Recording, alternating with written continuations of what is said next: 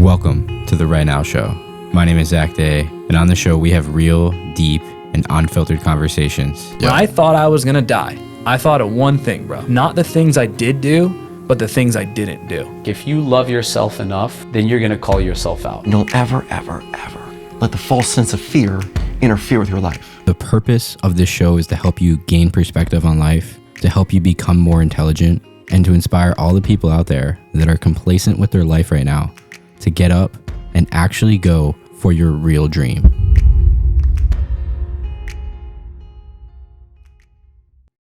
No, let's dive right in. Why do you think I want? You don't have any type of intro. You just played before. You just played an intro before. If that, sometimes I don't even do it. All right. Well, how are you today? If the beginning's exciting enough, then we don't got to do it. Okay. You know, why do you think I want to do a podcast with you? With me, because I'm your favorite person. That's the reason. You tell me. Well, No, I know. I'm just busting your balls. I think you want to do a podcast with me because it is December and we've been through a lot. I'd say in the last year, but in the last couple months specifically, especially October. October was a crazy month for me, but definitely in the past few months in general, I'm sure that you've noticed that I've had just gone through a lot, I guess, and like just not necessarily all bad either, just like gone through a lot, learned a lot, and been through a bunch of different experiences with you and stuff that you've done in the past. Like, definitely. I mean, you know everything. We can get into all of it, but yeah, a few trips down to Texas, you know, running the 50 miles. Yeah. What else? Starting the Murph challenge, doing 30 days of Murph. Yeah. On day 28 now. Yeah. Starting this 100-day challenge. I mean, we already started it, but Marie started it.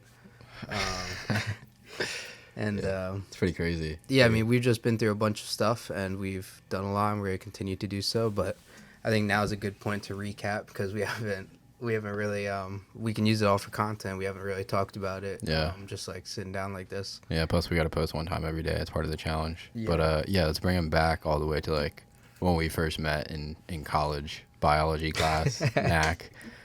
Like you were a pretty bad student. At first, I was like, in college? What do you mean? Yeah. Like, so me and Jordan, we met in college, community college biology class. Yeah. Somehow I think I was 18. Yeah, like I didn't really know anyone there. I mean, I knew a few kids that went to my high school there, but I didn't really know anyone there. And somehow we just kind of like sat next to each other, and we didn't necessarily like hit it off, but like we would like talk once in a while and just like joke around. Yeah. No, I specifically remember because I don't know. I mean, I don't know who sat next to you, whatever. But I remember definitely seeing you. I was like, all right, this is probably like the one like guy that I can probably just talk to, just like just like fuck around with a little bit, like just talk to, see what's up. Yeah. Needless to say, Jordan probably showed up to class about half the time. Well, we can get there, But how we met anyway, like you said, biology class. Yeah. Didn't we have two classes together? Oh no, it was the same class. It was just one was in a lab and one was in a lecture. Yeah, it was like a big class. Yeah. It was like a class where you would go to two different spots. Yeah. So that's where we met, and then I definitely wasn't an ideal student. I didn't really care about going to college. I never wanted to go, but I just went because my parents wanted me to go. And then after I gave it a good old college try, I was like, yes, isn't for me. Yeah. And I probably would have like felt more inclined to, but I was the one paying for it.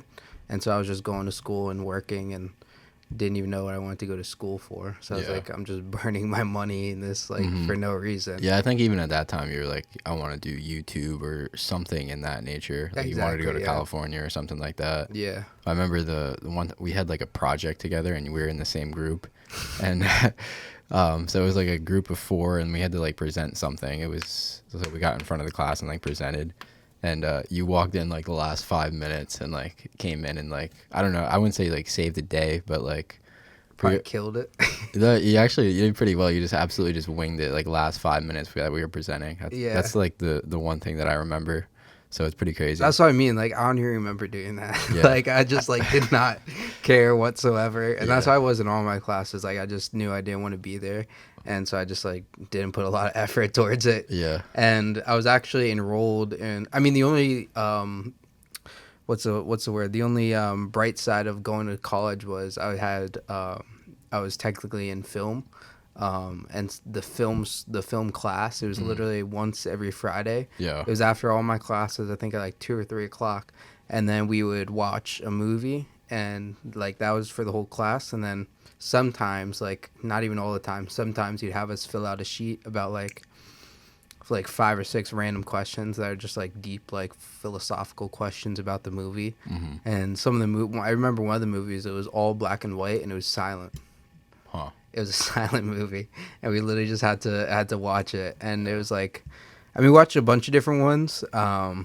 He was trying to show us ones from like every type of movie. There was like an old Western, like I said, noir, like black and white, and then one that was like silent, and then some modern ones as well. But like I said, literally the whole class was just watching a movie, and I was like, yeah, I know, like this is not the way to go about what I want to do. Like I didn't know exactly what I want to do, and I still don't really know exactly what I want to do, but I knew that this wasn't it. Yeah. And I knew that this wasn't gonna get me anywhere. So I was like, all right, yeah, that was the only reason for going to college for me personally. I was like, I'll give it a try and go to film and see what they offer. And then after that, I was like, yeah, I'm not paying for this to go watch movies. So needless to say, that was like, I think I was like 19 or 20. So then we... Really? I thought you were a little bit older. I mean, no, I guess you're only a year or two older than me. Yeah. I'm 22, you're 25? Yeah, I'm 25, just turned 25. Yeah. So a couple years went past, and then I was doing filmmaking. It was like my second business, and then you started doing filmmaking too. And then you saw me on like, I don't know, TikTok or Instagram, hit me up. Yeah, I think I saw you on Instagram. Yeah. Because at the time I was, like you said, I just started my business. I don't know how far along you were into it. Yeah. But I know I just started my video business, and the first person that I reached out to was Carter. Obviously you met him. We worked with him before. He's a really good photographer, videographer in Lehigh It's Valley. Carter McKinney. Yeah, he has. He actually got a billboard up for Christmas. I saw that. Yeah, that's dope. Yeah, yeah, so that it's was crazy. really cool.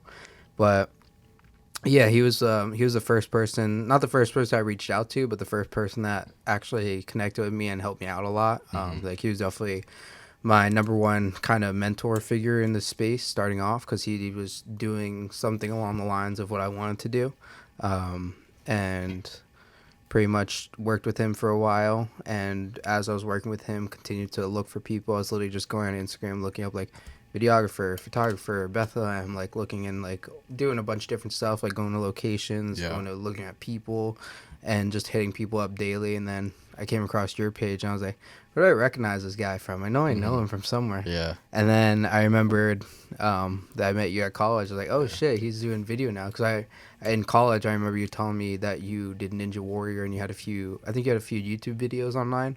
But it wasn't anything like what you're doing now. Yeah. It was just like videos of you, like that other people took. And then, like you said, I hit you up, and then we linked up for the first time at a restaurant, and then you're like, hey, would you be down to go to Texas? I remember you asking that. You're like, would you be down? No, there's more to the story though that I want to hit on, because it's like an important part, because it's interesting. Oh God. So we went to the diner. We just like talked about like what we did and see if we can like help each other out and connect. Yeah. And then a couple weeks later, we wanted to go to Fusion, the grand opening, which is like, if people don't know, it's like one of the biggest. That was gyms before I guess it was. It's one of the biggest gyms in the country. It's in Philadelphia. It's a grand opening. Like all the fitness influencers are there. So you're like, yo, let's go. And then like I come to your house. I think it's like 8 a.m. or some shit like that. I remember this. And this motherfucker, he's like non-existent. Doesn't fucking wake up. Like he's not ready. I just wasn't answering you. So like I left, and dude, honestly, at that point, like I was never gonna hit you up again. Yeah. Never. And then for some reason, Michaela hit me up, and she lives right by you. I'm like, oh, you want to go to this gym opening? And then like I was like, maybe I'll hit him back up, because like you woke up and you're like, yo, I understand if like you're not gonna come anymore, but yeah, I was like, just go, like I get it. I was like, yeah, like my fault. So yeah, yo, if Michaela didn't call me that day, I probably would never like hit you up. Yeah, I remember, because I mean, I feel like that's not like the first thing we did though. I feel like we did some stuff before, no, like nothing crazy, but I thought we like. I don't know, because I feel like I met Michaela already. No, and then no, that was the first time for sure. Was it? Yeah, that was definitely the first time. Because I remember we were in the car, and then maybe this was a different time. I don't know. Yeah. No, yeah, it might have been a different time. I don't know. I just remember being in the car with Michaela, and she was like, "Is he always that mad at you?" I was like, "Nah, I fucked up." And then, yeah, I definitely do remember that. I was like, "Fuck!" Like it was just, I was definitely a lot younger, and like obviously everyone always has stuff to work on. I still like am not perfect all the time, but Yeah. I've definitely learned a lot, like to be more professional on time, like stuff along those lines. That For sure.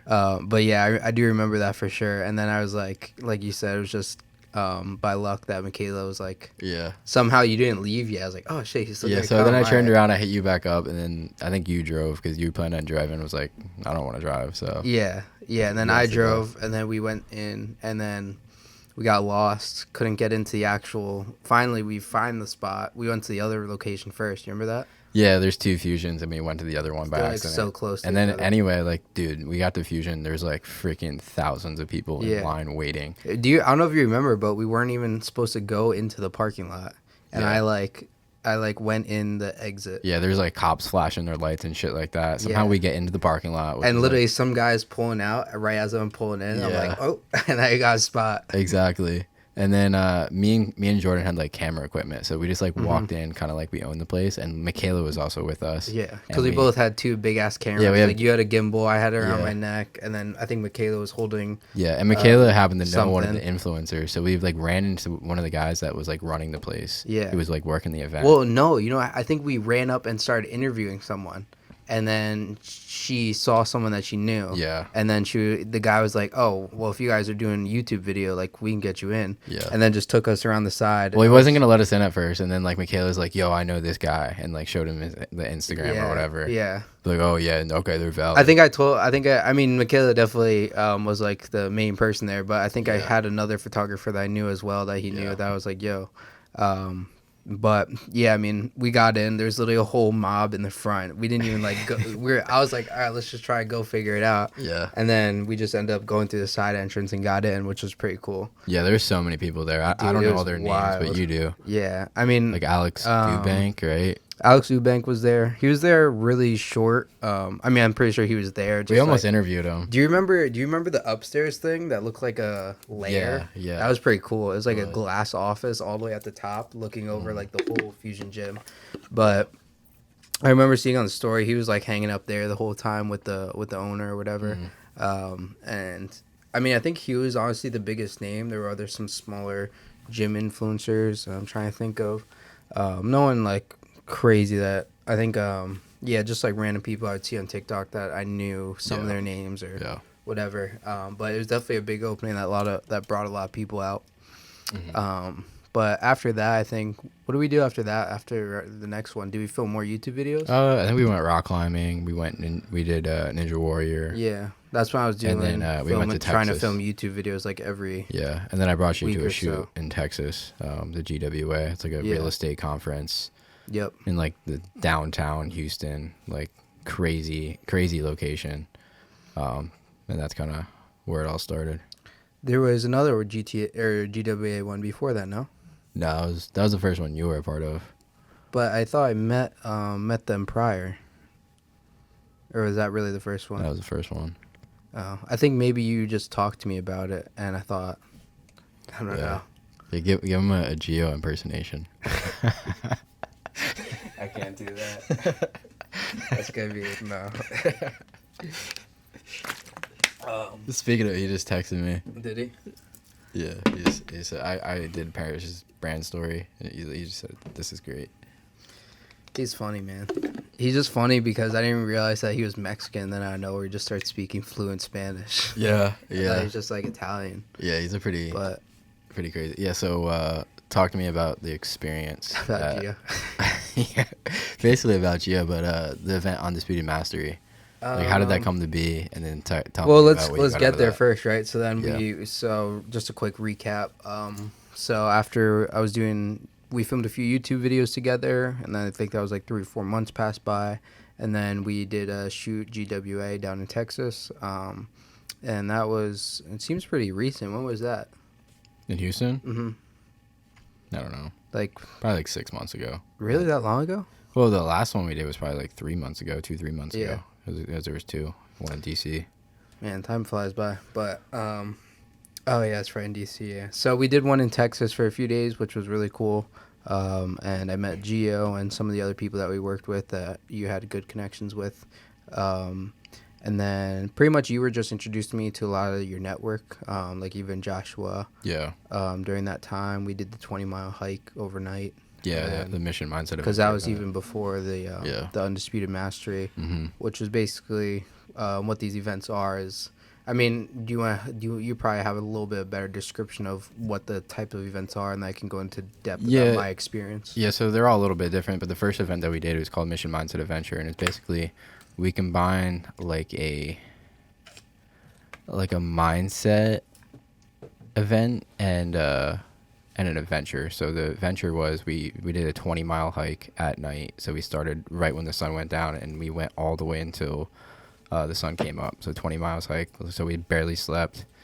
And then like the mindset aspect of things. I mean, there's also other challenges like ice baths and stuff like that. But it's also just it's information that makes you a lot more aware on yourself. Like we ask you super deep questions. Yeah, I mean, I'd say it's definitely like a personal development camp almost. Yeah, specifically and it's like I don't want to explain it like that because I feel like it drives people away. If you're not a part of that like thing, maybe not. I think personal development camp is a little bit lighter term. I think Yeah, that's probably the best way to describe it. like if for you people if you who have guys no went idea through it, you what guys is. listening, if you guys went through this event, it would be the deepest thing that you. Well, see, I feel like the way you say it, that scares people. Not a personal development camp. Well- versus you going, this is gonna be the deepest. You're gonna reveal your deepest, Well, you're- darkest secrets. Well, you might. I You know, might, I know, 'cause- but that yeah. like saying that off bat is what scares you. I'm not telling them it's a personal development camp, but I No, mean, this I'll is- describe this it is true. how I would. Is Yeah. it's a personal development camp that involves both sides of mental and physical, and it mainly involves the physical only to break down your mental a little bit more, not necessarily in a negative way of put you down, but break down your mental to make you a little bit more vulnerable Yeah. to open up emotionally, and it also teaches you pretty much like.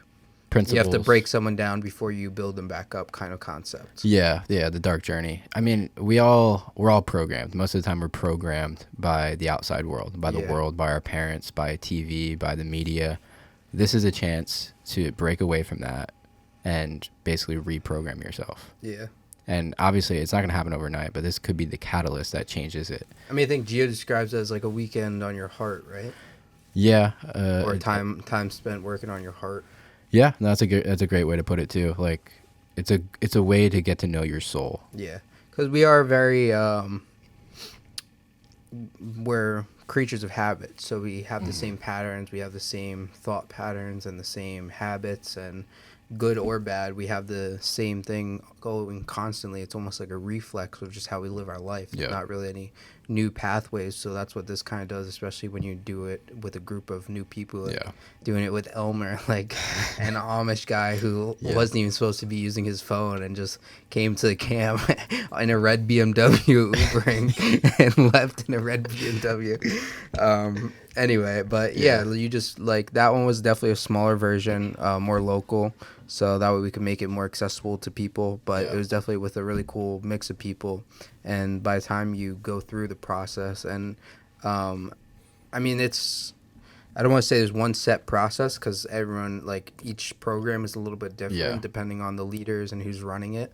But they're all kind of meant to get to the same place of helping you build yourself, break you down, and build you back up pretty much. Like when you go home, you're going to know what to change. You're going to know what you need to change in your life. Exactly. At least it's the first step to it. Yeah, exactly. I mean, you like Becoming going- self-aware. Yeah, going to these events, it's honestly a lifestyle. If you just go to one, you might get a lot out of it, but you might get very little. But if you go to it like a bunch and you go to one every year and so on and so forth, it's just going to keep building. You're going to become more and more aware of yourself. Yeah.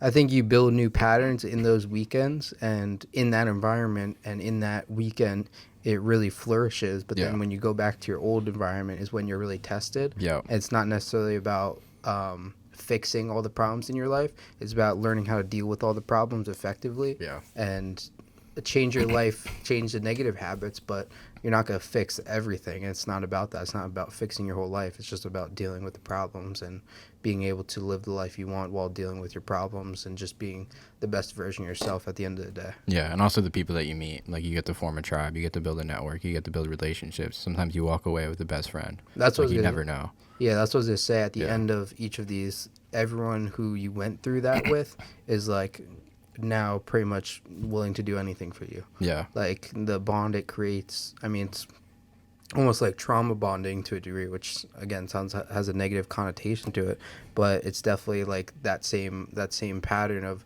going even me and you doing the training for the 50 miler. Yeah. We both went through that together, so it definitely builds a relationship. And Yeah. I think it's the same thing with this, is you go through that together of being vulnerable and opening up, and then that builds a bond that is really strong compared to just like more of a surface level relationship with somebody. Yeah. And it expedites it over a weekend. Like you walk in not knowing somebody, and then you leave like just willing to do so much more for that person than you would have expected. Yeah, because you talk about all the things that people don't talk about most of the time. Like one of the exercises that Joshua had us do is we wrote our own eulogy. Like I said, if we died and we were like a different person, what would you say? You know, if you're up and your casket is under them, you know, what would you say? What are people saying about you? What's your legacy? Yeah, what's your legacy? So that's one of the exercises. So it's a very deep process. And when you open up those conversations and people share and they're vulnerable, like it forms a connection. Yeah, so, I mean, anyway, that's pretty much explaining the event in a little drawn out. But for my personal experience, so we did the Mission Mindset Adventure, which, like we said, was hiking overnight and then learning a bunch of different personal development skills. And first, it's kind of like being self-aware, everything we just explained. And then I went to Texas to Undisputed Mastery, which you've been through before, correct? Yeah, I've been through that one. I also went through another one that's very similar, but it wasn't called Undisputed Master. It was called like Man Camp or something like that. But so yeah, I basically been through And that it was twice. the Tony Robbins one?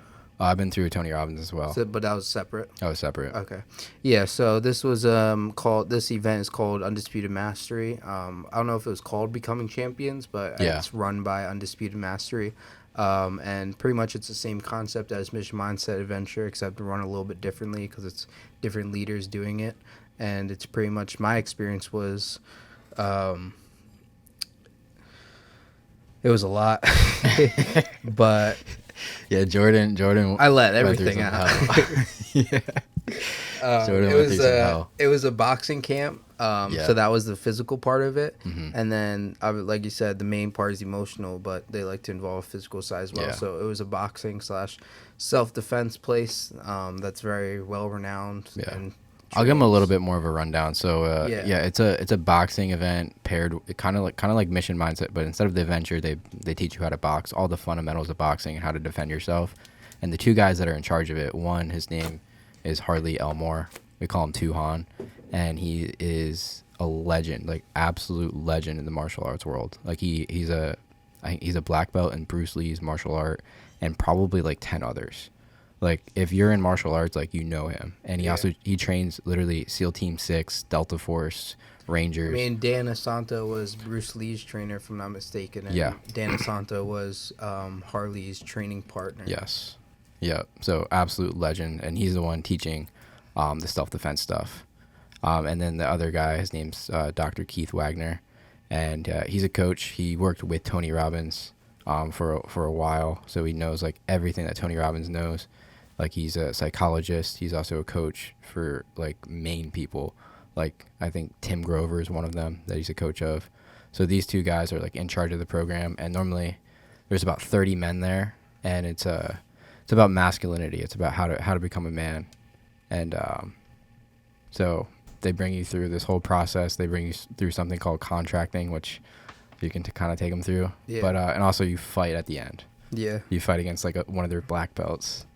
And so it's God, pretty crazy event. No, you go. Yeah, so I mean, for me, just being with Gio, I think this.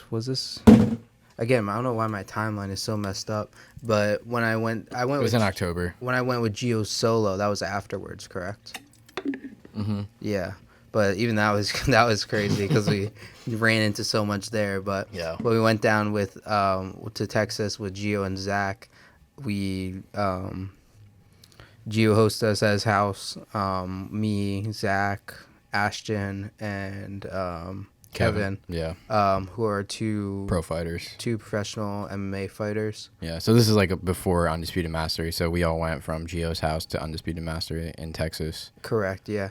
So I mean, my experience, I was actually paired. I mean, I don't know if you're brothers in arms. You want to go over that as well? I don't know if you want to. Oh, sure. Yeah, go for it. So just because it was with your cousin, that's Yeah. why. So pretty much to run it down is you get paired up with somebody, and I was paired up with Zach's cousin, who he got out to the event, and that was a little bit of a struggle. He wasn't sure if he's going to come or not because he's been through his own challenges, but eventually he decided to come out, and me and him are kind of similar in a few ways, definitely similar age, and then I was roomed with him, and he was my brother in arms. That's a proper.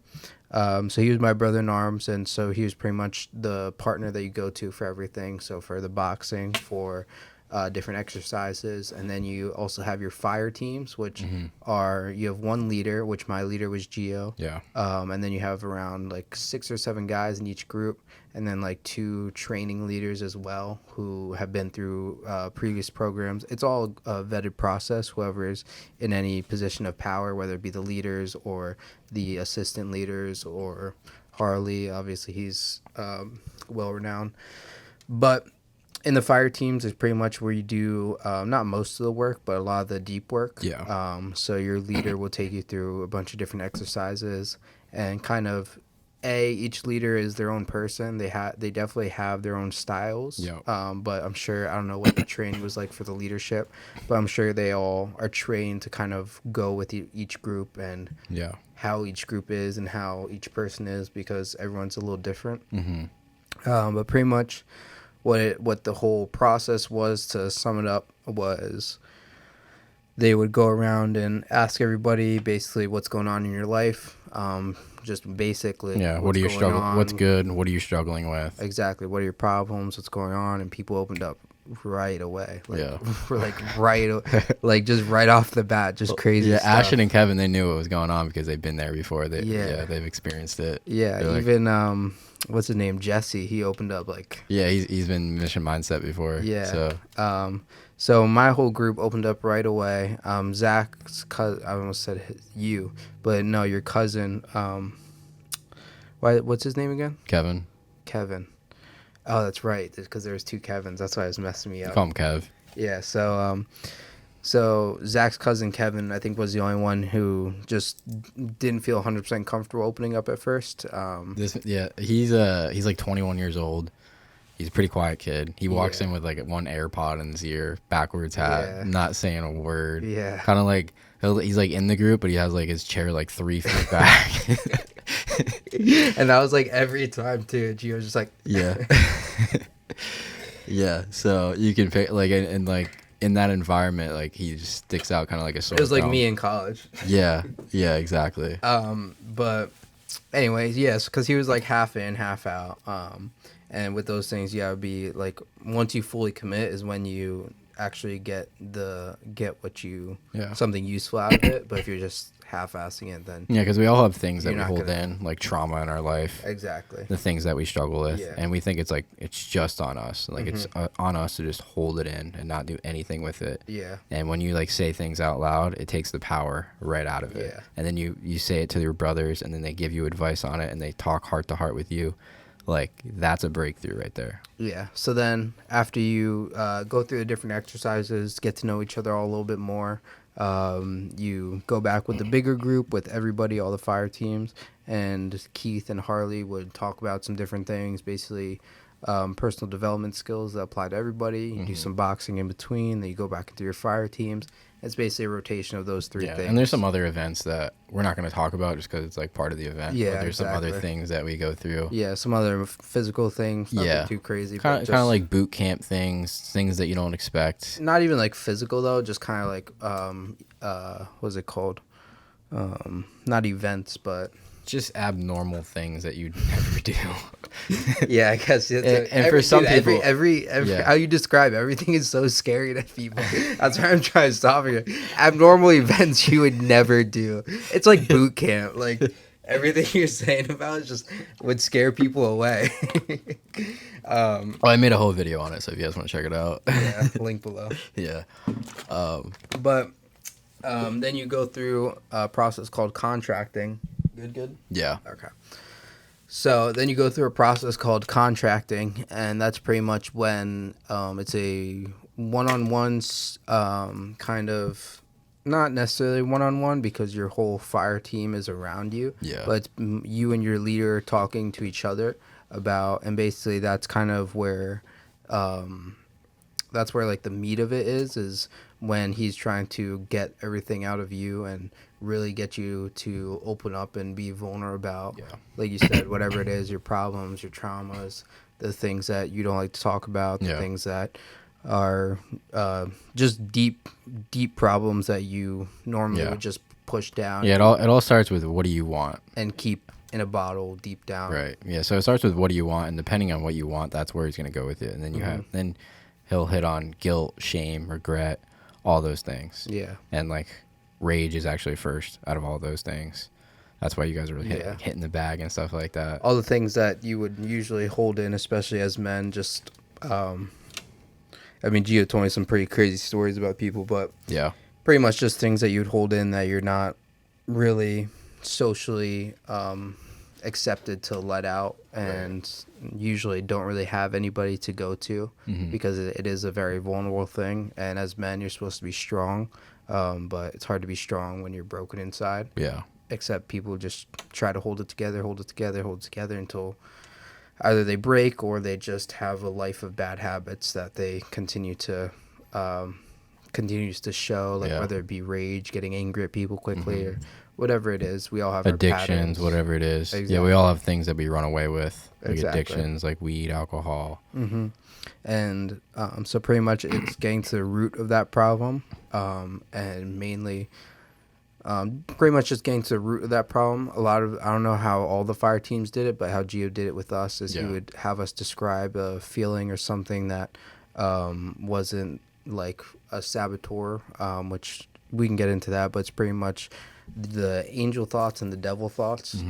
So the bad thoughts are like, you're not good enough, you're not capable, you're not confident, basically things along those lines. And it's what he does then is would take you, say you don't think that you're capable enough, well then you'd go back in your life and kind of figure out when that first point is of why you thought that, whether it be your dad or whether it be people bullying you at school or whether it be your friends or whatever it may be. Because that was the point in your life when you were programmed. Exactly. So whatever it may be that made you think that, he goes back to that point in your life and makes you kind of try to relive it, or not necessarily relive it, but go back to that point and realize that that's where it started and that's where the root of the problem is. And all these other problems aren't problems. It's just symptoms of that main problem just coming out all the time. Yeah. And so Do you want to go into like what you experienced personally, like maybe some of the breakthroughs that you had? yeah, I mean the main, I mean, I don't want you cut this part out, but I don't want to talk about you know what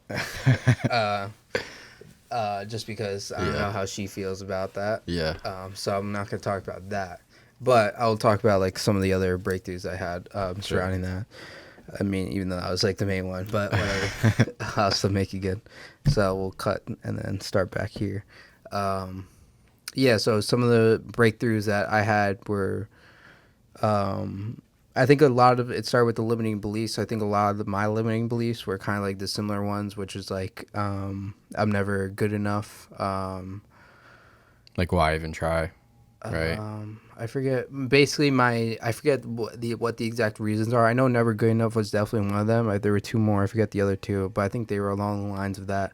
But pretty much my my saboteur name was like Man Boy, is because I was doing everything very kind of childishly and had a lot like going back to the fusion video of like not waking up early, like Yeah. that's just kind of like very like boy problems where it's like I don't really care. I'm not really taking responsibility, and I've definitely felt that shift since I've gotten out of the camp and just started taking, and which honestly prior to that I knew it was something not necessarily that I had a problem with, but I knew it's something to be the best version of myself is, and for people out there is like you have to take full accountability of everything and of things that you don't even think are your problems. You have to take accountability of everything in your life, even if it goes wrong, if it goes right, whatever it is. Yeah. You're responsible for it, and then from there you have to be able to affect the things that you can control and let go of the things that you can't. Yeah, that's a great point. But that was one of the big ones for me, is just not taking responsibility even for the little things of like getting up early or working out. It'd be like, oh, I have to work out this week, and then like not really care, but like I would work out. Let's say I was set a goal of like, let me work out 7 days a week. I just didn't take things seriously for myself. Yeah. Like I think I had a really big lack of self-respect of just like not doing things for myself that I said I wanted to do because I would just wanted to get distracted, or it's just easier not to. A lot of the times it's easier to pick the easier option, and that's usually the worst option. Yeah. So for me, that was a big thing, is realizing how much I'm letting things slip. Yeah. And so that's what kind of inspired for me to start a 30-day Murph challenge at the beginning of this month, December, which the Murph challenge, for anybody who doesn't know, is it is a 1 mile run in the beginning, and then it's 100 pull-ups, 200 push-ups, and 300 squats, and then a 1 mile run at the end. For me personally, I added 300 sit-ups as well, just because I wanted abs. Yeah. But I added 300 sit-ups to that as well, and so I've been doing that every day now for 30 days. Well, not 30 days, almost. It's By the time this comes out, it'll be 30 days. yeah, it's day 28, Day December 28. 28th. And so we're on day 28 now, 2 more days, and then we're done with the 30-day Murph challenge. But for me, that was something I took very, very seriously. I mean, even the 50 miler, I'll talk a little bit about that, but that's kind of helped me as well. But that was prior to this. Well, no, actually, it was after the event. It was, yeah. Yeah, it was like right after. Yeah, like the week after. Yeah, so that was probably a big one for me too. Yeah. But the 30-day, well, I'll talk about the 50 mile then, because that was kind of first timeline wise. So Yeah. for the 50 miler, coming well, out of well, let's bring them back a little bit. Like Okay. you decided you were gonna sign up for a 50-mile race. yeah, Like, I don't know. You didn't even own a pair of running shoes. I think you ran 10 miles like one time in your life, and like I think you like ran it. yeah, So you weren't a runner at all, and you signed up for a 50-mile race. yeah. So, Skipped the marathon completely. Like, so earlier that year, I ran 10 miles once on a treadmill. yeah. I don't even know how long it took me, but it was on a treadmill in a gym. It was like 3 or 4 in the morning. I was coming back from a gig from Philly, and I was just like, I had that energy, and I was just like, I want to do something. Like, I like testing myself. I was like, Yeah. I want to use this and do something that I don't think I can do. And so I went in. I was like, all right, I'm running 10 miles. Just ran 10 miles straight. And then that was the first time I ever probably ran more than 5 miles, 5 or 6 miles, if that. And then I ran 10 miles, felt great. And then after that, like Zach said, he one day randomly asked me a few months later, he was like, hey, you should sign up for this 50 miler. And I think it was like the day before it was too late to sign up or something like that. No, I don't think so, because it took I me don't a while think to sign up. I signed up for a race, and it was like literally the last day. That I Yeah. could Oh, that possibly was sign the up. 30 mile. Yeah, that was a 30 Yeah, that was miler. prior. Yeah. So Zach did 30 mile, and then after that, which was I'm sure even harder than the 50 miler, Well, but yeah. after that he asked me to sign up for 50 and do that with him, and I was like, screw it, why not? Yeah. Because before that I wanted to do something along those lines, because I just like I don't know, I just wasn't really in a good spot physically, mentally. And I was just like, for my physical and well-being, like health-wise, I just wasn't like really doing much. Like I was training a little bit here and there, going Yeah. to the gym, but wasn't really on any. You're half-assing it. Exactly, wasn't Yeah. on a program. Didn't really have any discipline doing anything. I was just kind of doing whatever for fun. And like, how did training go for that? 50 mile. Yeah. Yeah. So then he asked me to do it, and then I started training for it, and I remember he asked me to run 10 miles one day. He's like, you want to come run 10 miles? just to see where I'm at. Yeah, it was with Ace and Drew. This is like the first time I like started running again. I was like, all right, screw it. And then I come out in the morning. I probably get, I want to say maybe like 4 or 5 miles in. And they were ahead of me the whole time anyway, but I was keeping up like few hundred yards behind. And then eventually I was like, all right, I got to walk it. And then just started walking. And then I was walking, jogging from there the next 5 miles. And then eventually I made it back like half an hour after all of them. I think it was in the dead summer too. Yeah, and I was just like, God damn, I was fucking, Yeah. I don't know how the hell I'm going to do 50. And then from there, I just started training. Like Zach said, I didn't even have any shoes, so he gave me his old running shoes, which I used for 95% of the training up until like 2 weeks before the race. But from there, I was probably running just like 10, 20 miles a week on average, nothing too crazy. I'll try to run at least like 2 miles a day, and try to do some longer runs, 5, 10 miles. Then we did a 20, it was meant to be 25 miles. You did 25 miles. Yeah. I think I stopped at 20. I did 30. I think you stopped at 25. Oh, okay. I think. Maybe. But it was something along those lines. And that's when I was like, I felt pretty confident up until then, and that's the first time I was like a little shaky about my confidence because of how much I was hurting. Like I literally just physically couldn't go on anymore. You were literally dragging your legs. Yeah, like I was just rained. I was it rained just like the whole time. That Yeah, day. I was literally just shuffling across the pavement. Yeah. Just keep going, and then I got to mile 25. I was like, yeah, I'm done. So he tapped out before he hit like 30 miles with the goal, and he tapped out at 25. And the race was 2 weeks after that. Yeah, was it? Yeah. So you barely made it to 25 miles, halfway. Yeah. And then so I can imagine what your confidence is like going in. Exactly. So I was like, up until then, I was like, if I can get to mile 30, I can force myself. Literally, my whole mindset was like, if I can do 10 miles, I can do 20. If I can do 20 miles, I can do 30. If I can do 30 miles, I can do 40. Like literally, that was my whole mindset of training, and I was just like trying to hit those numbers. And I knew that day if I could get to 30 miles, then I'd be good because then I could force 20 miles out of myself. And I only got to 25, and I was completely shot. So I was like, fuck. I was like, oh man, I might not actually do this. Yeah. And then the day of the race, we went through. Here's the thing. You went to after that. Yeah. So it was like the 25. I did 30. You did 25, and then it was So you went through that entire experience and how you like. And it's all. And how you're a man boy and you're not enough and you keep doing things halfway. Yeah. And like you fucking threw up during that process like 4 times. Yeah. Like, that's how hard you push yourself. You went inside of a ring with a black belt, and then a week after it's a 50-mile race. Yeah. So you had that drive, that motivation, that inspiration, like right before the race. Literally, yeah. So I just had this like, it's like that 3 a.m. motivation, I'd say. Like when you just have that motivation to clean your whole room. Time we had to get up anyway. That's probably what everybody like can relate to, is like when you get that random motivation at like 2 or 3 a.m. just to start cleaning and like fixing your whole life. That's like pretty much what Undisputed Mastery does for you, but actually but actually gets into like the root exactly problems. Yeah, and it's just like that's pretty much the best way I can explain it. Anyway, so that's kind of like the mindset I came out with, and then ran the 50 miles. And the 50 miles, it was an experience that day. Let me tell you, I definitely pushed myself. So pretty much like first 10 miles was pretty light, pretty easy. I was feeling good. 20 miles, I was still, actually no, 10 miles, I was conserving myself. And I was just like, we're good?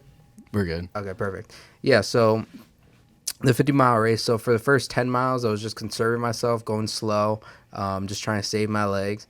And then after that, I got pretty cocky, and I was like, oh, man, this is easy. Like, I'm feeling good. Like, I feel so good after 10 miles. It's like, fuck it. And then 20 miles, I think I ran, like, the first, like, 11 and 12. Mile 11 and 12, I ran, like, tried to be conservative, but felt so fresh, so good. And then from there, I just, like, got real cocky and just started chasing people down. Like, I'd just see someone and just go after them. See someone, go after them. Because I was in my head a little bit because the first 10 miles, I kind of let everybody go in front of me because I was like, I'm just going to slow down. Yeah, where were you? Were you, like, almost, like, dead last? Dude, I wouldn't say, probably. Like, I was definitely towards the back. Like, I was like, don't worry about them. Just focus on yourself. Focus on your own pace. Like, save your legs. Like, just don't focus on them. And then when I started getting cocky around like mile 11, 12, that's when I was like, fuck, I gotta catch up, I gotta get there. And it was a little bit of both, because I was like, I gotta catch up, but I also felt fresh, so I was like, who cares. Anyway, so I'm just booking it, like hit like a 9-minute mile at some point when I should be doing like 11, 12-minute pace. Yeah. So hit like a 9-minute mile, and just like kept going, literally just pushing myself to the limit. And then I hit mile 30, and then I get to the rest stop of Jake, and I was like, dude, my legs. I was like, I'm not feeling too hot here. Yeah. And then he was like, you're good, just keep going. I actually got halfway. I didn't even make it to mile 30. I got to the halfway point, because that's where there was 25, yeah. Yeah, that's where there was the next checkpoint. And pretty much from there, that's when my legs started bothering me. I was like, shit. And then anyway, so I like walked that 5 miles to just try to like calm down and get my legs back. So I walked that 5 miles back and get to mile 30. And then from there, it was just a fucking dogfight, dude. Yeah. Like mile 30 to 40 wasn't Me and Drew that are probably bad. like wrapping up at this point. Like Yeah. we're probably like done. Yeah. And Jordan's still like probably like Mile 30, 35. 40. Yeah. And so mile 30, I'm just like, God damn, like, I honestly think I walked. Yeah, I walked. So I walked 25 to 30, and then thinking that I would be okay to run a little bit. I wasn't. I literally walked 10 miles, dude. I walked the whole time. Like mile 30 to mile 40, I walked the entire time. Yeah. Like I tried jogging a few times here and there. And keep in mind, dude, it's fucking downpouring. Yep. Like absolutely downpouring, because I'm right next to the river. Yep. We're on the towpath. And just downpouring, like the whole path is just wet, like water this thick. Yep. My shoes are soaked, like I'm soaked, like I'm just wet, cold, uncomfortable. I'm like, God damn. And I'm just looking at my phone. I'm like, fuck. The next thing you know, the checkpoints start leaving because they think everyone. Not even at that point yet. Yeah. So I get to at mile 25. There was a checkpoint, and I saw some people behind me. And then after that, I never saw anybody pass me. So I don't know if they just tapped Probably, out, yeah. or they went home or whatever. But I was like, just, I think one girl passed me. But then after that, like the 5 or 6 other people I saw at that tent just never passed me again. And so I was like, damn. I was like, all right, whatever. I guess I'm not doing that bad. but keep in mind, they probably left already. So anyway, I walked from mile 30 to mile 40. I get to mile 40, and I go to my car, and I'm like, shit, dude, like, because there's a checkpoint each point. So there's a checkpoint mile 40. I got some like warm clothes on, whatever, and I don't stop at the checkpoint because I didn't need to. At this point, I wasn't even doing any nutrition, nothing. Like I don't even think I drank water the last 20 miles. Because you just couldn't, because your stomach. I probably could, but I was just like so focused, like so tired and just so focused on moving. I was like, I'm good. Because I just didn't want to get wrapped up in it and be like, oh, I need it. No, I was like, just run, just go. Not smart. And not at all. So I just had no water, no electrolytes, no nothing. Like I had 2 PB&J sandwiches in me at this point, and that's about it. Yeah. And we're burning like 10,000 and some Sour Patch Kids, and I was like, all right, cool. And I'm just cramping everywhere, like just absolutely cramping everywhere. Like that little teardrop muscle on the front of your leg. I'm walking / running, and that whole time I'm just walking and running through it, cramping. Like it's just like I was like, there's nothing. Like if my quads or anything else, any of the big muscles were cramping, I probably wouldn't have been able to. But since it was just little, I was just like, at some point I started walking backwards just to try to stop, like just to try to use different muscles, and nothing was fucking working. Yeah. I was like, all right. I remember I called you. I think you were like mile 40, 42. And we're me and Drew are done. We're like back at the Airbnb. Yeah. Well, let me get there first. We're like eating pizza and ice cream. And like you were hold kind of hold on. Let me tell it, because you can get there, but I'm still. So anyway, I hit mile 40. At this point, I reset, and I'm just like, I want to quit. I want to give up. But there's like 2 hours left, and I timed it out perfectly, and I was like, I have to keep a 16-minute pace, and that's about the pace that I was walking at. Yeah. A little bit slower. That I was like right on that edge of like, I need to keep this pace to be able to finish, and it's possible, but it's gonna suck. And I was like, fuck, like I can't stay here. Like I have to get back out in the rain and the cold. Like fuck. And I looked at the clock. I think I spent like an hour there or something, like 30, 40 minutes. at the checkpoint? Yeah. Because I was just so broken, just like, fuck this. Yeah. And then eventually I work up the courage, get back out there. because I timed it perfectly. Where I was like, all right, fine, I have to go now. Mm-hmm. And so basically, I'm at mile 40 now. I have to get to mile 50, and I have about 2 hours left. And from those 10 miles, dude, were hell. Every single mile, I'm looking at my phone and like counting, like I'm on Strava, and it shows you estimated like a mile time, like how long it's gonna take you to run that mile. I knew it had to be under like 16 minutes, 15 minutes, whatever it was, and like I'm pushing my legs to the absolute extent, and I'm like right on the edge of like being there and not being there, like Yeah. a few seconds going back and forth. I think it's dark at this point. And I'm like sprinting, like I'm like hobbling, like just trying to like look in the clock, like watching it go down, like come on. I get to the first mile and I walk for like 2 seconds, and then the clock would start going back up, and I'd be like, fuck, I have to go. Just start running. I literally did that for about 10 miles. And I did finish, but before that, like Zach said, around like I remember it was mile 48, because you were like, you have 2 miles left and you're not going to make it. Like, that's what Jake was saying. I was like, I'm not going to fucking make it. He called me, and Oh, Jay called you without me? no, you called me. I called you, like, you weren't even close.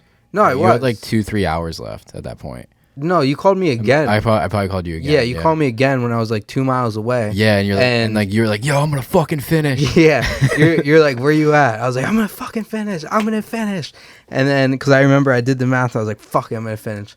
And Jake was like, started talking about the numbers. He was like, you're this far away, you have to do this, that. I was like, just shut the fuck up, let me run, let me run. Yeah. And then I just hang up.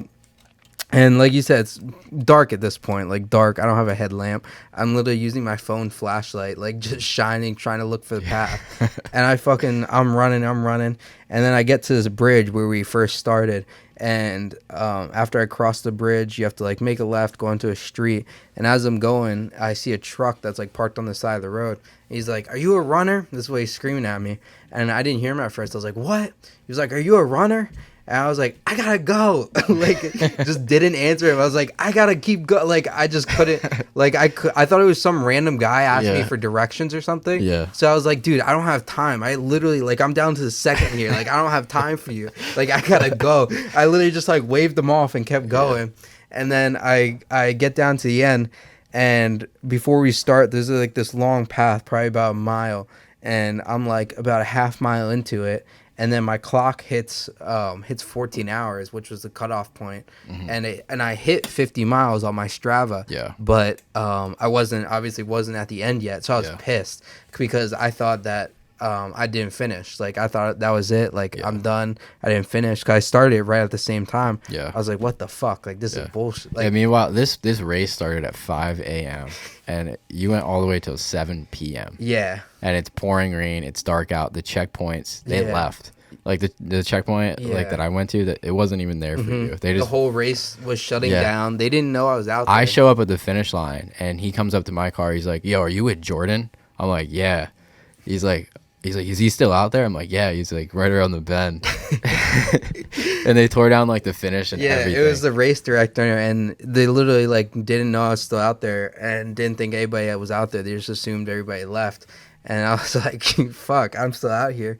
And the guy in the truck was one of the race director's assistants leaving.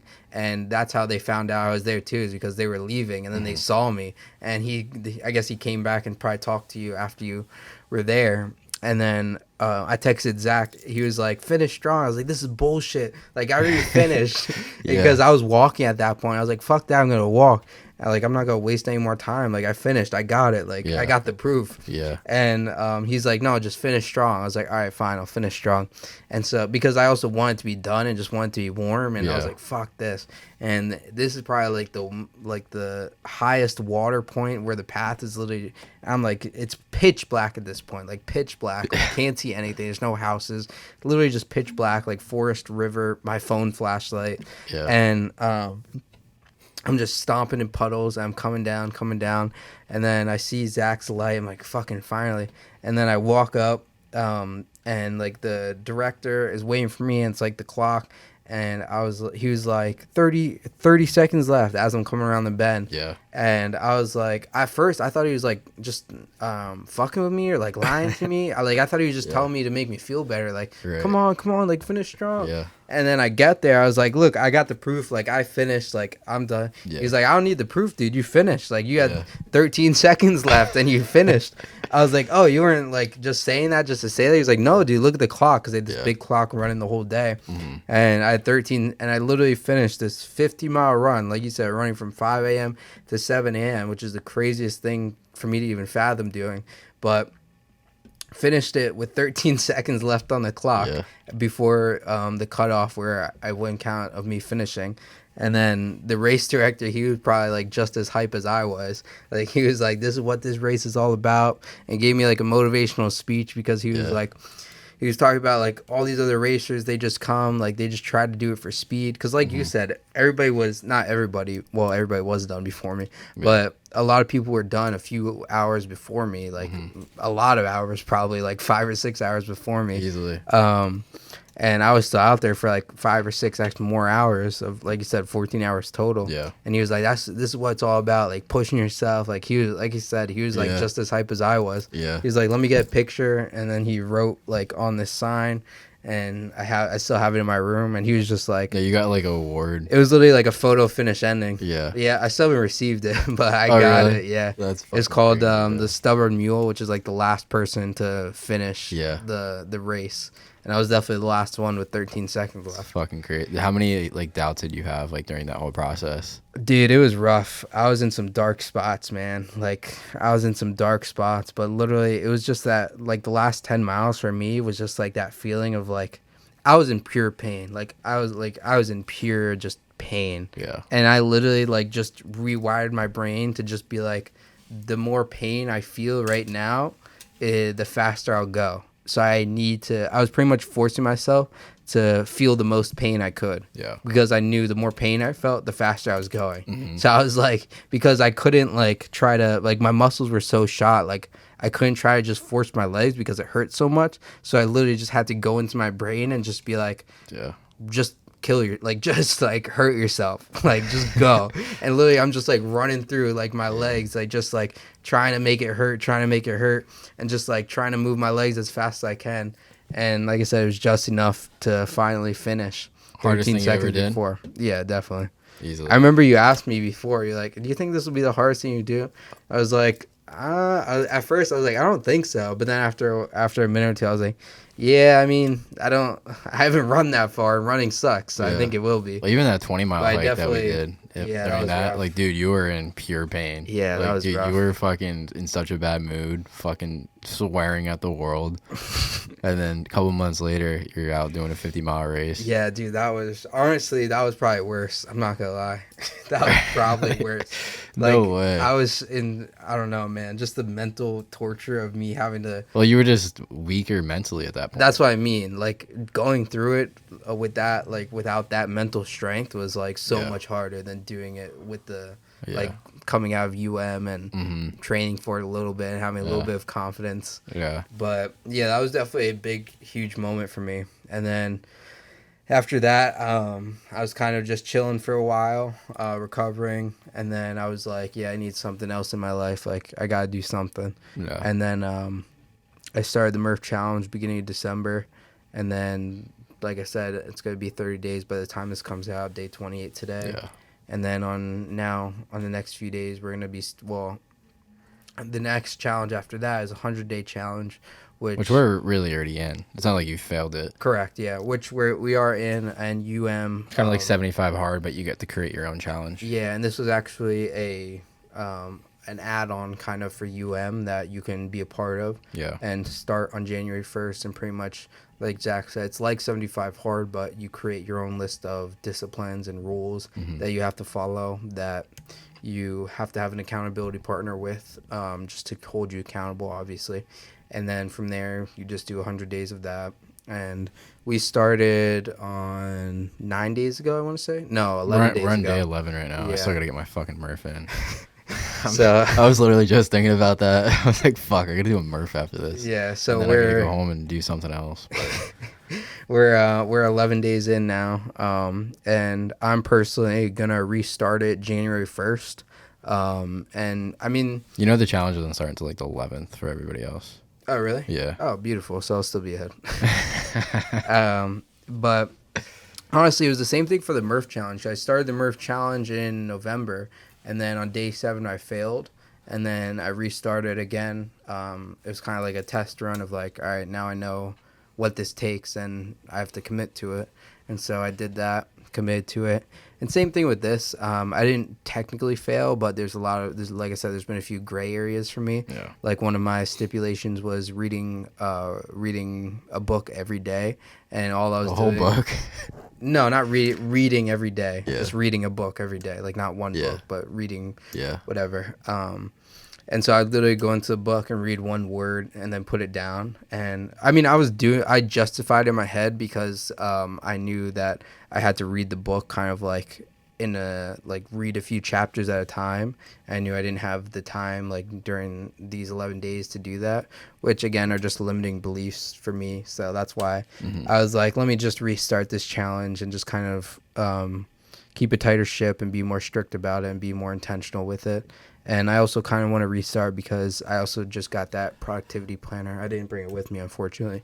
But that also starts January 1st because it's on a Monday and the journal starts on a Monday. So I didn't want to just waste a few days. So Yeah. I'm waiting to start on January 1st for that. And then I'll probably get my calendar before then. The Jesse Itzler's big-ass calendar, Yeah. which is pretty much your whole year on one Giant piece of paper. yeah, exactly. And then you get 4 or 5 different colored Post-it notes, which you can use. You can use it for whatever you'd like. He does have a video online kind of describing how he uses it, which are for like major events for like family, for health. Like he also says once a year you should do something very difficult. I forget. There's The Misogi. I was just say there's Yeah. there's a Japanese or Chinese or whatever it is term for it. That's what the mission mindset is actually all about. Okay. Yeah. So it's go ahead. like I'll let built you into that. talk about it a The little bit. Misogi, it's just Yeah. like one thing that you do every year that just like you have like half. It's a year. I think it's a year defining event where pretty much. Yeah, it's a challenge basically. It could be like climbing a mountain, could be doing a marathon, Yeah. but like there's a 50% chance that you're gonna fail, and a 50% chance that you're not gonna be able to do it. So it's Yeah. something that's like it's like really fucking hard to do. Yeah. So for me, this year is Yeah, the there's 50 only miler. 2 rules. Don't die, and like there has to be a 50% chance of failure. Yeah. I wasn't aware of that, but Yeah. now that I know that, I'll take that into account. But mine for 2023 was the 50 miler, and I have heard of that before, but I was never intentional with it. And even with the 50 miler, I was just doing it just to do it. It wasn't because of that. But seeing like how many times I reflect back on how hard I was pushing myself during that race, especially that last 10 miles, Yeah. and being able to pull strength from that moment in moments of weakness, I can see how important an event like that for Yeah. people are, because it gives you the confidence to be able to deal with problems, whether it be day-to-day life or just bigger problems or things that are thrown at you that you're not ready for. Yeah. So that's why I really like it, and I'm gonna plan to do that for 2024. But I'm not sure what I want to do yet. Yeah. So we were talking about. Well, let's just restart, I guess, on the Misogi topic. So yeah. So 50 miles for me was really important because, like I said, was something I could look back on throughout the year whenever I was struggling with something, and was able to pull strength from, because especially those last 10 miles of how difficult it was. And so I really think it's important to be able to have something like that to either A, look forward to test yourself and be training for, and B, look back on to pull strength from. And every It's year, the cookie jar mentality. exactly. And every year you can also realize that you kind of like, instead of just going through the motions, you have something to look back on that year. Like 2024, I did this. 2023, I ran 50 miles. Like you have something to look back on each year that really means something to you on your deathbed. Yeah, that's you. Yeah, as far as like the cookie jar mentality, it's about having things in your back pocket that you can always look back on, just like you said. But like, say I'm out running a 10-mile race and I'm at like mile 8 and it's fucking hard for me. But like I have 50 miles in my back pocket that I can just take out of my pocket. You know what I mean? Because like I've been there before. Exactly. I've been there so many times before. Yeah. Most people don't have that though.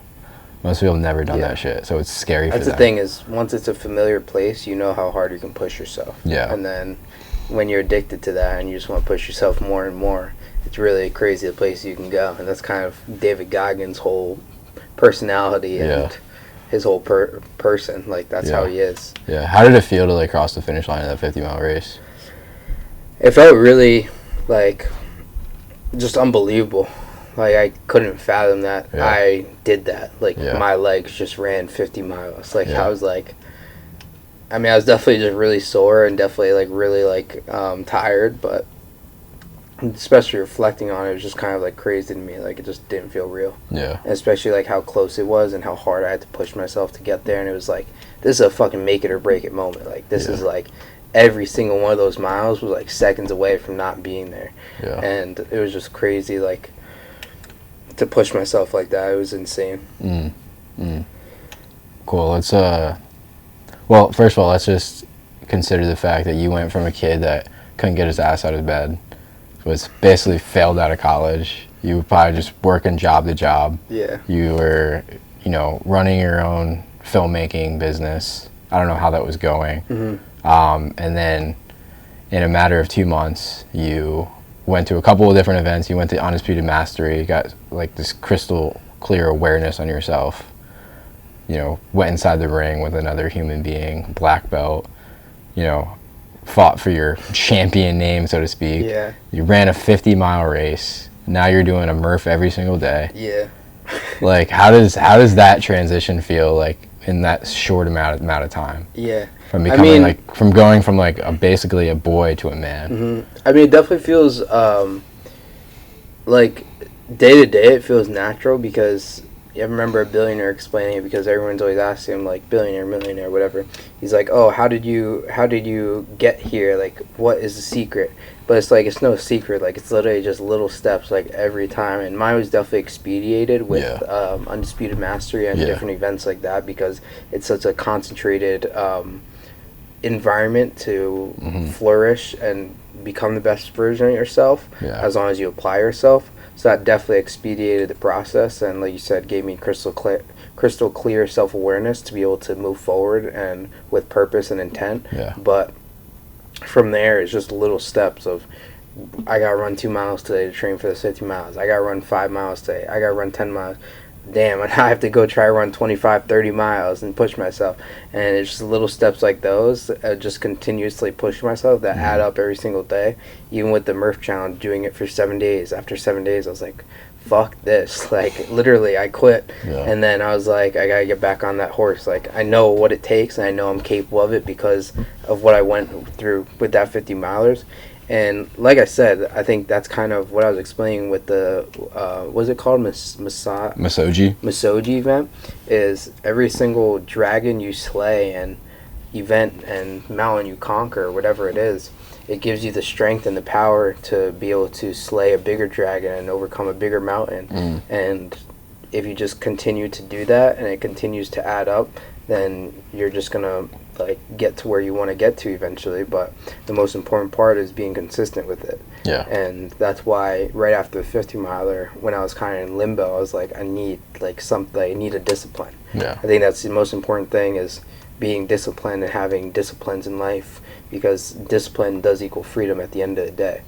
So like you said, it's a huge transition to reflect on from where I started, but it also feels so natural even now to just be like, oh, now I can do Murph for 100 days, or now I can be sober for 100 days, or whatever it may be, because I know that I have the mental like capability to do that. Discipline equals freedom. I feel like that's a term that like people like understand it, but they don't really understand it. Like, how does that make sense? Like, discipline, honestly, like, because like if you're disciplined and you can actually control your actions, that's freedom. Like, you're actually capable of taking this life, you know, by the balls, so to speak, and doing what you want with it. But when you're not disciplined, life's just controlling you. The world's just controlling you. And I think the best way to put it is, without to put it into more of a tangible aspect, is if you think about money, because discipline equals freedom in everything. So if you think about money, if you're disciplined with your money and you save $500 every month, eventually you're gonna become financially free. Yeah. I'm not saying specifically $500, but if you're disciplined with your money, it's going to add up. You're going to have a savings, and then you're going to be able to invest that, and that's more of a tangible way to look at it. And it's the same thing applies to your life, because if you're just out here spending your money left, right, and center, and you don't have a purpose for it, and you aren't intentional with it, and you're going to blow through your money. You're not going to save anything. You're going to be struggling, and you might consider it free because you can do whatever you want, but that's not true freedom. True freedom is when you're disciplined enough to be able to save your money and then live the life that you want to live because you put in the work. Yeah, same thing with like health and fitness. Like if Exactly. you're disciplined in that area, you can like do anything you fucking that's want. what I mean. Like, you want to go climb a fucking mountain, you can do it because you've fucking been there before.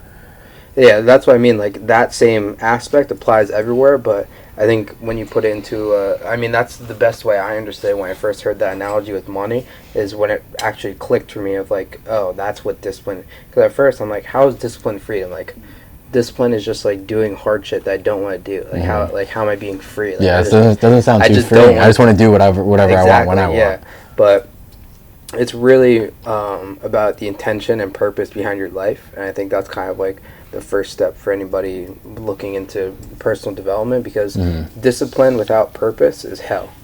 Like, if you don't have a reason why, and you don't have intentionality, and not even necessarily intentionality, because you can be intentional and still not have a true purpose and deep meaning why. And I think the biggest thing for that, and what a lot of people do, is they have a chip on their shoulder, and that's kind of how they stay disciplined, especially with gym culture nowadays. Everyone's like, I'm gonna be the best, like, nobody can tell me shit, like, everybody was against me, and now this, that, and the third, which definitely feels good at times, and yeah, I even see myself falling into that trap at times, but you also have to remember to be grateful and to come from a place of love a lot of times with discipline, because when you're in that discipline, it's not fun. And so, like I said, discipline without purpose is just hell. And so you just have to have a bigger meaning why.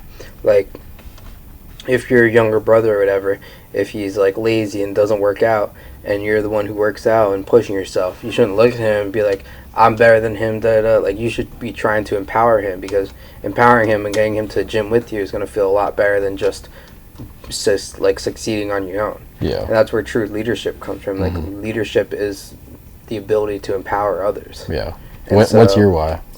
What's my why? That's a good question. Honestly, I kind of that's another reason why I think I wanted to restart the 100-day challenge for me, is because I kind of wanted to find a deeper why. Because with the Murph challenge for me, that was my why for the Murph challenge, was I wanted to prove to myself that if I tell myself I can do a Murph for 30 days and I hate every second of it, that I can still do it. And to not let it slip, and to not allow myself a break, because like every other time, as besides the 50 miler, every other time I would tell myself, go on this diet, do this, do that, like I would always just fail immediately and just like not do it.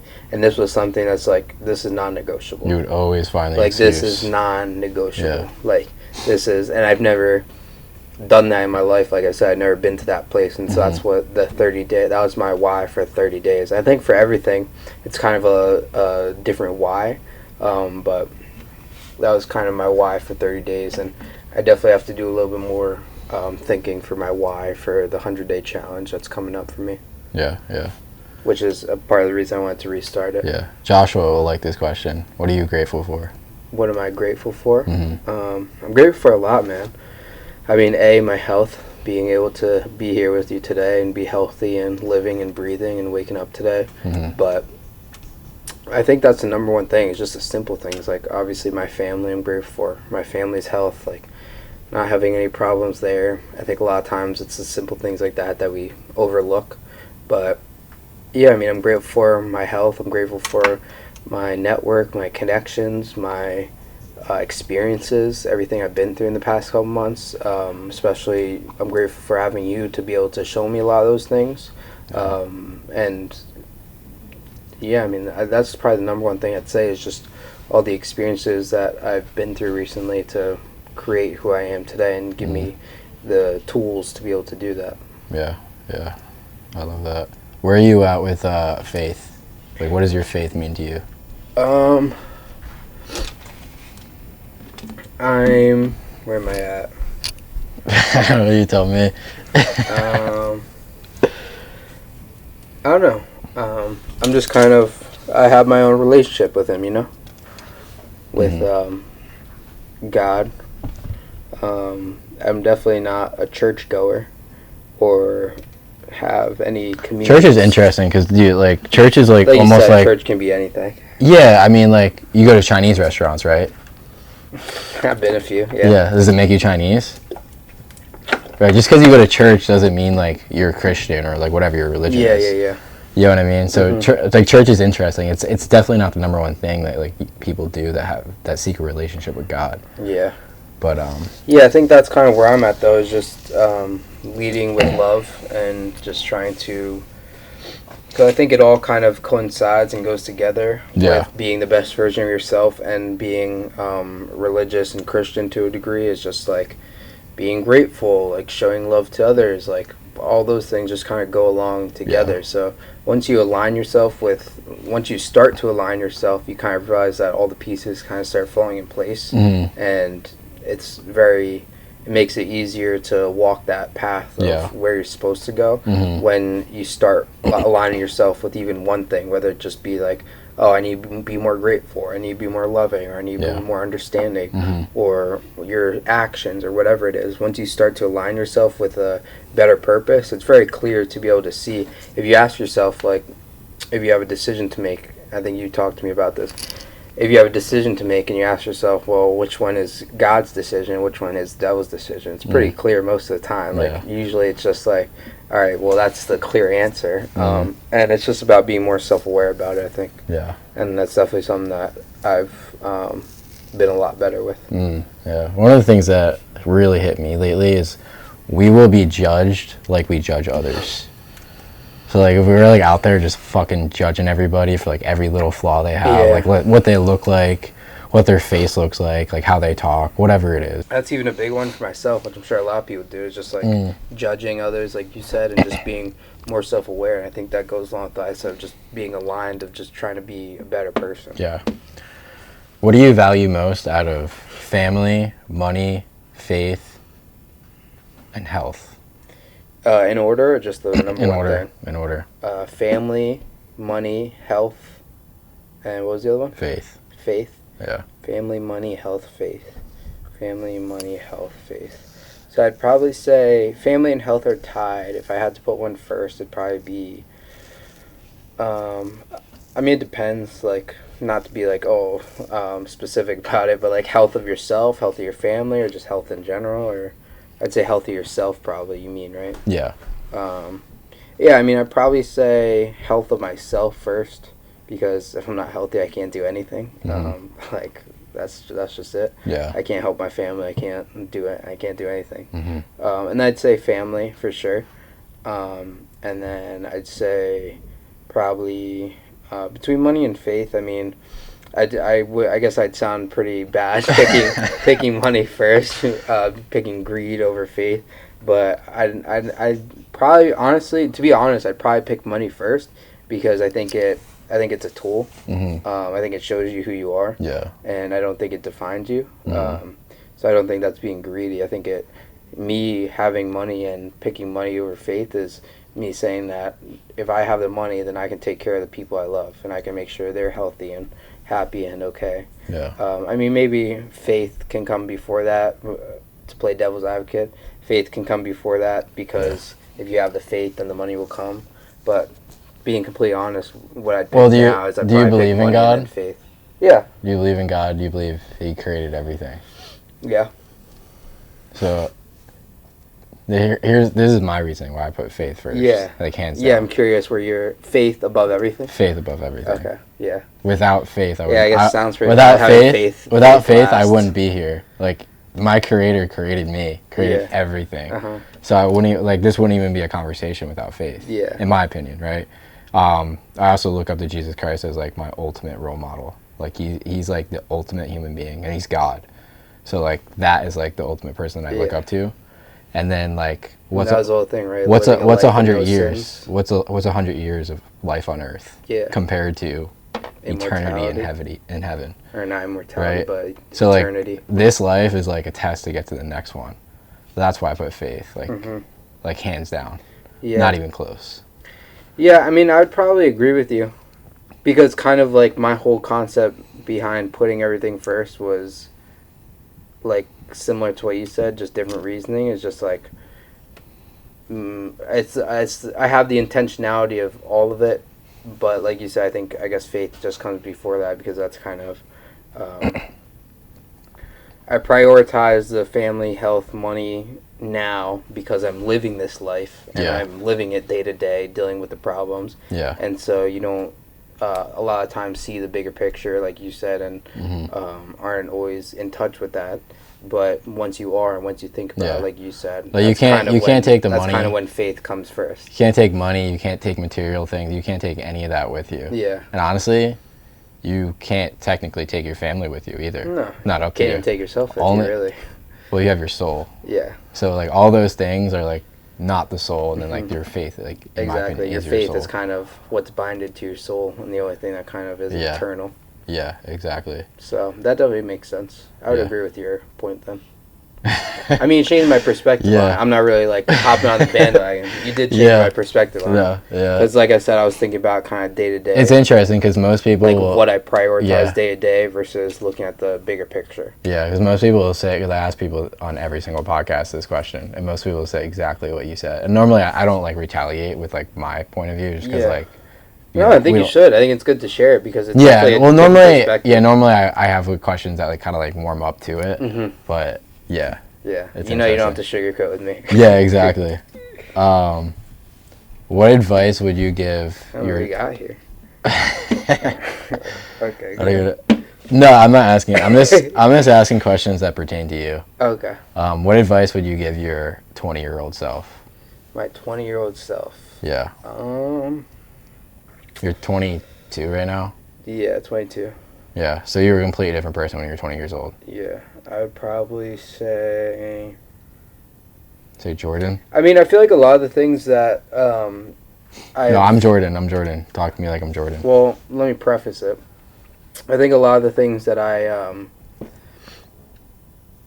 just feel like not necessarily everything's meant for a reason, but like it's all kind of aligned, you know? It's like this is my path.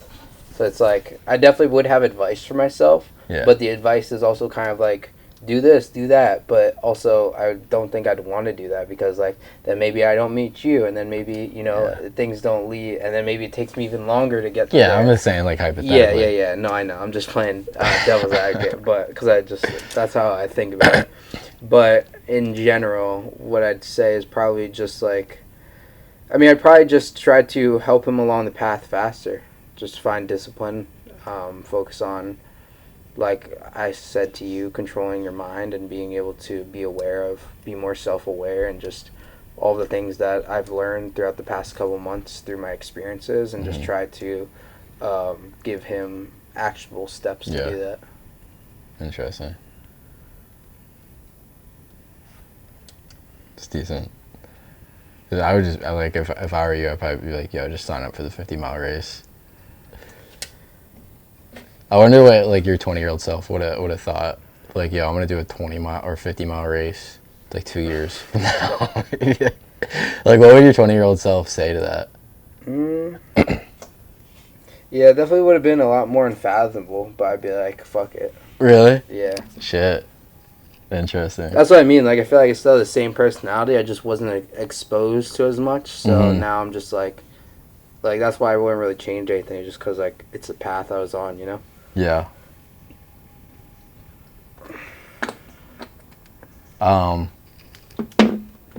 What's the dream?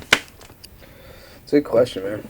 I don't know. I've been reflecting a lot about it recently. Well, if you didn't know, what would it be? Well, hold on. Relax. Finish the sentence first. Just reflecting a lot about what... you love throwing that in there as soon as you can.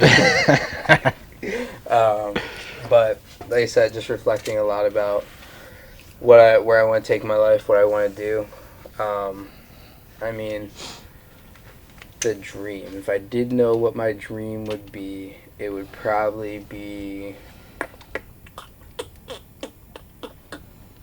Don't think about it, bro. I have a few different answers. What's the first one that comes to mind? Probably right now have some self-sufficient land/home where all my family is. Not necessarily they live now, but that we all know how to, take care of if we need to go there.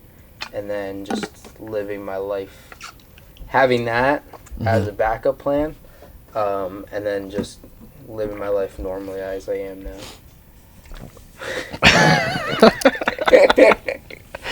So basically, you want to have like a farm, and basically just stay exactly where you're at right now. I mean, I guess the dream would be to like be rich and like, not have to work and just like focus on self-development. Just self-development and doing hobbies, and I could entertain myself. Yeah. I mean, I'd be working, but I wouldn't really be work. Like, what's just like the doing, dream job? Stuff. What's the dream job? Dream job. Like, is it YouTube? Is it film? Yeah, I mean that's like I said, what I have to think about. But if I did know,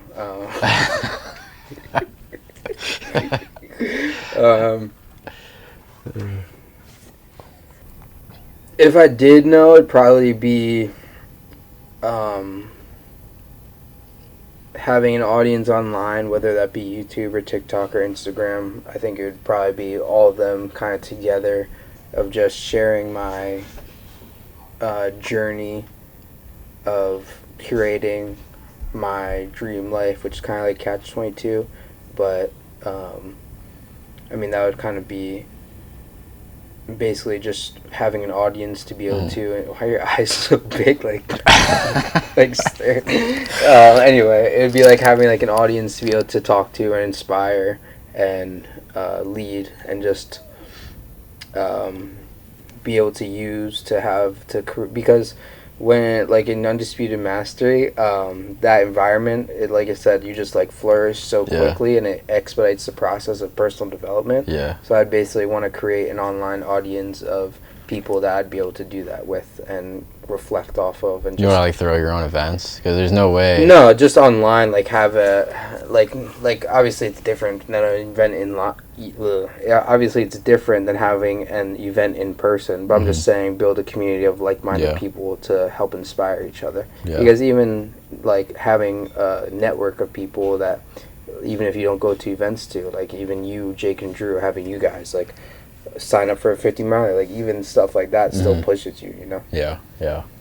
So the dream would probably be having an audience online like that, and also just being able to make money from that, and then being able to invest some money in real estate, XYZ, and just continue to build different tools to help people, whatever that looks like, throughout my interest. Because I really am, like, if I could choose to how to spend my time, I think I would definitely, if I had unlimited money and wanted to do whatever, like, I'd definitely focus a lot more on boxing, jiu-jitsu, and like maybe not necessarily MMA, because I don't want to be a fighter. I just like really like that stuff, and I'm really passionate about it, and it's just like two hobbies that I love.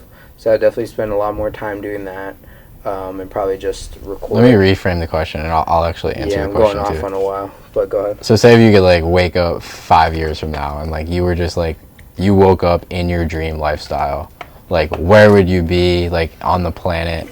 What kind of girlfriend would you have, or wife would you have? Would you have kids? Like what job would you be working? So like me, like I want to wake up like I'm fucking on the ocean. There's a sliding glass door that I just open up, and the fucking ocean's is right there. It's like 80, 90 degrees out. I have like an editing base. Be so intense about the ocean, dude. Yeah. Fucking ocean's right there. I have like a studio with like an overlook on the water. Yeah. So like I can fucking, I'm like editing. I can just like look up and like the. While you're editing, I'm just like I just like look around the computer screen. The fucking ocean's right there. Yeah. And then like obviously I have a wife, maybe 2 kids. Okay. Just really nice house. It doesn't have to be anything like spectacular, but it's really nice. Probably have like a hot tub and stuff like on the back balcony. Yeah, my dream would probably be a really big mansion slash estate, modern. I don't know necessarily where. Definitely something that was close to water, maybe in a different country somewhere, just because like better vibes in America, where Western society is a lot more stressful. And I think I'd want to ideally raise a family in a less stressful environment in general, like Spain or something like that, like cool. Sure. And definitely somewhere close to the water, maybe not on the water, but definitely have water on the property, like a lake or something like that, and just have a really big estate, like modern, not like one of those old castles that are like weird, but just like a big mansion, and probably somewhere, I wouldn't say Dubai, but I don't know, maybe somewhere cool like that. Have a few houses everywhere, not a few houses, but not a few houses everywhere, but I have a few houses that, like, one in each wherever. Yeah. Maybe like 3 or 4, one in Dubai, one here at home, because my family would probably be here. Yeah. Probably Florida or California, and then Spain or Italy. And yeah, just be able to travel a lot, and raise my family. Probably still doing, probably creating content for myself, and just having like editing station as well. But I don't think I'd want to be doing that as a job. I think it would be more for myself. And then, yeah, that's about it. Yeah. Porsche. Who do you want to make proud most in your life? Have a nice Porsche, for sure. Anyway, go ahead. Who do you want to make proud most in your life? Myself. Yourself. Yeah. Interesting. Why is that? Because I think that's the most important person to make proud. Because if you're proud of yourself, then it gives you the, I think it's healthy for your mental state to not externalize pride. Yeah, I see the point. So it's like all internal. Yeah, it's instead kind of like the same external. thing of It's like self-respect. you can control it. Yeah, same thing as self-respect. Yeah, I mean, there's definitely an argument there because, like, myself would probably be, like, the last thing I would say. Like, the first thing I would say would be God. Like, I want to serve God. I want to make God proud. And then I would probably say, like, my family and, like, my tribe, my friends. And the reason I say that, and, like, don't get me wrong, I do want to make myself proud. But when you have too much pride, like, that's when the ego gets the best of you. Yeah, I can You see know what I both mean? points. So that's where I'm like a little torn, but I definitely wouldn't say myself, in my opinion. No, I understand where you're coming from. Yeah. Because pride is directly tied to your ego. Yeah. So you If you're like all about yourself and you just want to make yourself proud, then you're going to be all Yeah. about getting your money, But getting then all again, your I think it material things. also dictates like what kind of person you are. Because for me, to make myself proud, I would be able to take care of my family and do all those same things, you know? So in the end, it's still for your family. Correct. But that's what makes me proud, you know? Yeah. But I can also decide that. Yeah. Yeah. But I It's- definitely do see your point of like Yeah. making your family Yeah. proud. I don't know if you watched like the Andrew Tate and George Janko podcast. Yeah, They yeah. go deep into that. I don't know. I think it might be in the second one. I think I watched it. Yeah. I know I watched the first one. I don't know if I finished the second one, but I'm pretty sure I did. Yeah, I remember him talking about how pride was egotistical, and that's kind of why he is the way he is. That was like the one point that Yeah. George made that kind of made him think a little bit. Yeah, I remember that. Yeah. Well, really, pride it's like the ultimate sin. But that's what he was saying. He was like, oh, that's me being egotistical. It did get me to this point, though, Yeah. where I'm able to do all this. And True. I don't know. True. I mean, Yeah, I think it it's- just depends on how you want to live your life. And it might still get you wherever you want to go. But like you said, it just depends on the person. Yeah. Yeah.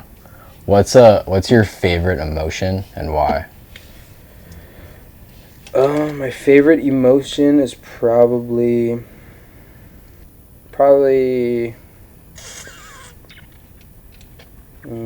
I want to say satisfaction. Yeah, I mean, I'd say satisfaction, but definitely in a more healthy way, and not necessarily getting satisfaction from like controlling where you get it from, not from fake dopamine, Yeah. whether it be drugs, alcohol, things like that, and more satisfaction of getting things done, doing what you want to do. I don't know. Probably say that. Yeah. But Cool. I could definitely see how that could be taken negatively as well. Satisfaction. Yeah. I don't know. Yeah. I would say mine. Well, I was gonna say, what would yours be? I want to say bliss. Like, what you're probably asking, like, what does bliss mean? Like, it's just like pure presence. Like, you're like absolutely just in the That's present the first moment. word that I And it's thought of like, when you said that. Is just being present. yeah, Like just being peaceful. like you're just so like such in a flow state. Like Yeah. you're not thinking about anything. Like you're just in the moment. You're just trapped in this moment. Like you're in a portal. Because like I don't know. It's just like there's just nothing wrong in that emotion. Well, you can't focus on anything else besides the present. So there's no Yeah. future, there's no past. Yeah. There's literally just Like, if I can just live in a state of present. bliss, like Yeah. like even half the time. You'd probably be a little naive. Naive. Yeah. If you're just living in pure bliss. Yeah, true. But definitely presence is a big one. Mm-hmm. Because there's such a lack of it. Yeah. Cool, bro. Anything else you want to talk about?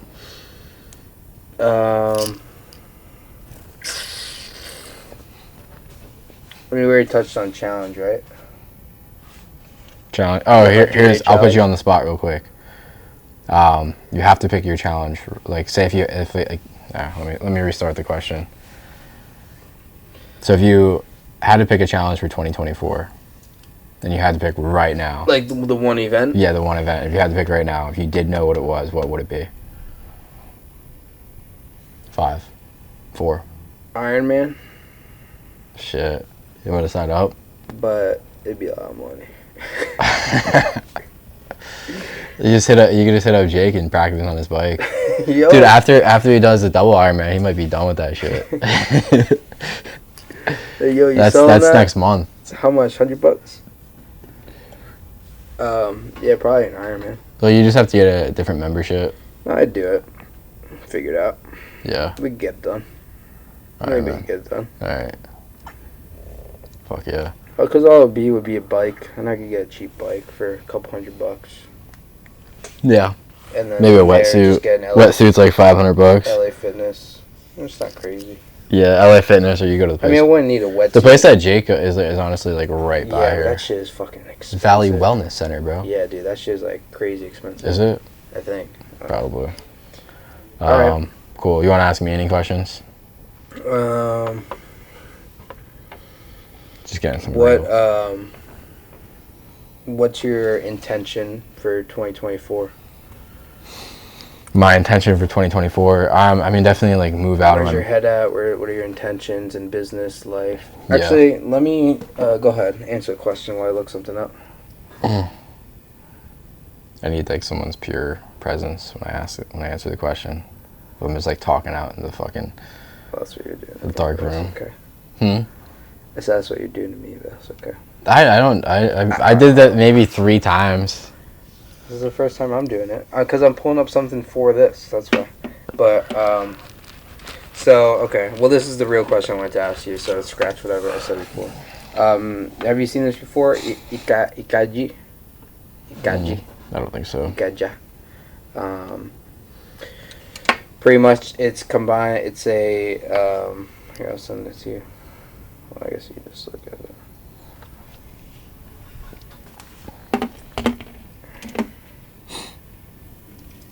Cool. So this is kind of what I mean by what your intentions are about everything about that. Yeah. So I mean, I'll let you just answer. What do you think your intentions are for 2024?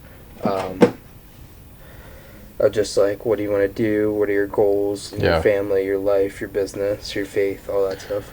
If I put it really freaking simple, in 2024, 1, I want to make sure I put God first every single day, and 2, I want to become the most disciplined version of myself. I know if I do those 2 things, like everything else will get taken care of. But obviously, I want to move. I want to make a big move. Like right now, I'm going to be going to Nashville, like in the middle of January. So I'm probably going to be down there for a couple months. And then I don't really know where life's going to take me, but just grow my business, become super disciplined. I want to do a couple fitness challenges. Going to be doing a marathon, going to be doing another ultra marathon for sure. And then we'll kind of see where life takes me. Beautiful. Yeah. And I think I want to do my own event too. Like kind of like UM or Mission In Mindset Adventure. 2024. I think so. Yeah. I've always wanted to do it. We'll probably do it like with the Right Now show. Yeah. And like throw our first event, and I want it to be fucking epic. Like I want to create something that's like, obviously I can't like mimic those other events or like make them better per se, but it's gonna be like a lot different, and it'll have like some of the same elements as well. And they'll be a lot more accessible to people who are starting off as well. Yeah. Maybe I'll even make the first one free or like really, really, really cheap. Yeah. So yeah, that's what we're looking at in 2024, but definitely want to, like financially, I need to like make a huge step in 2024. Beautiful. Yeah. Well, I guess we'll recap then in 2025. Yeah. All right. You have a sign off or anything, or no? You just cut it. All right, guys. right. Well, I'm guessing I'll take that as a no. We're signing off. Peace out. This is the Right Now show. If you guys want to follow Jordan on social media, it's jordan.cazarrubias. CAZARRUB as in boy, IAS. B as in boy. Everybody always thinks it's a V. Oh, really? Yeah. Cool.